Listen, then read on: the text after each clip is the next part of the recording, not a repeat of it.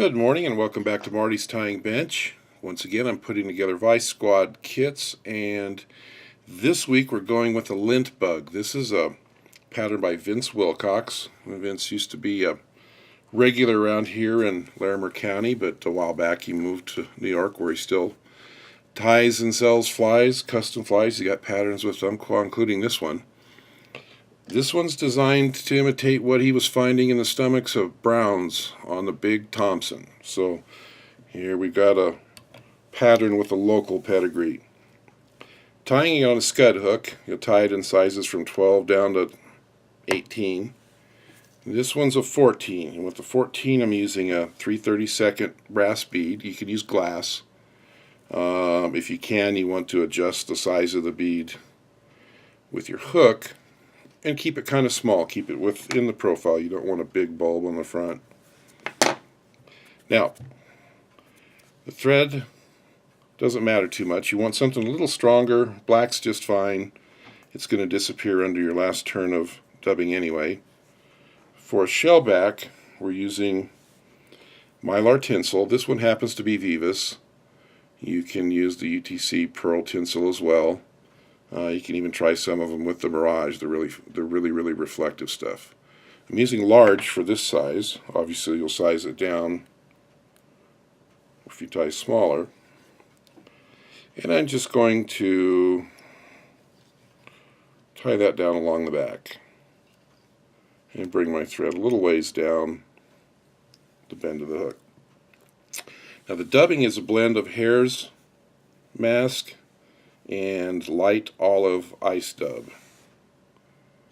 That's quite a mess. You'll see there's little bundles where it's more ice dub than hair. It's spiky. It's a mess. But good news, bad news. It's a messy dub. The good news is it's supposed to be. So the dubbing you get in your kit will have a little bit of everything in it, but I'm going to encourage you to take a minute and practice blending those things so that the dubbing you have is well blended. No more pockets of green. Won't take much dubbing. This is just a couple of finger widths and I can still see the thread through it. And once I dub it, it'll be somewhat tight.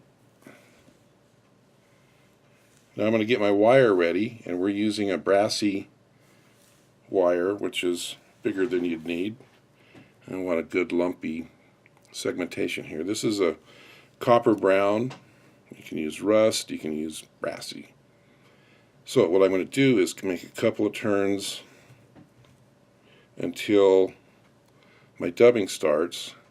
Then I'm going to insert the wire and stick enough of it through there that I can make tight wraps and just tie it in right underneath. That'll save you a little bit of time. Kind of slick. Now, that body looks bulky, but by the time we rib it, it'll get a little skinnier yet.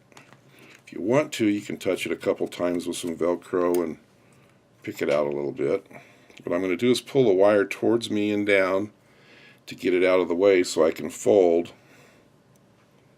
the Mylar over.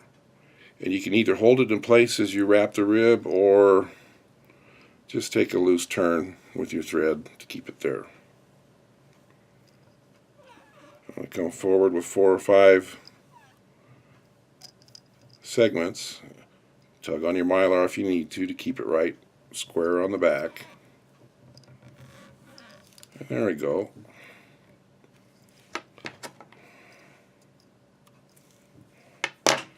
If you got a good firm turn on your wire, firm turn meaning good and tight, you should be able to stretch the wire a little bit and spin it and get it to break. The last step is some black, Peacock black ice dub. This is really going to test your instruction following capabilities, because when I say a little bit, I mean just a little bit. Doesn't need to be dubbed neatly. It's okay if it's shaggy. Now I'm going to last double check and make sure that bead is sitting centered Throw that dubbing on and make my whip finish right there between the bead and the black peacock.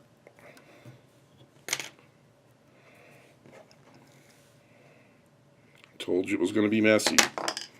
If you want to, you can pick it out or wait for the first fish to do it with his teeth.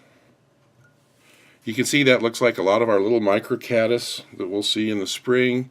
In larger sizes, it's like our typical caddis, and this could pass for a sowbug. Really good, practical, all-purpose fly. Vince Wilcox's Lint Bug.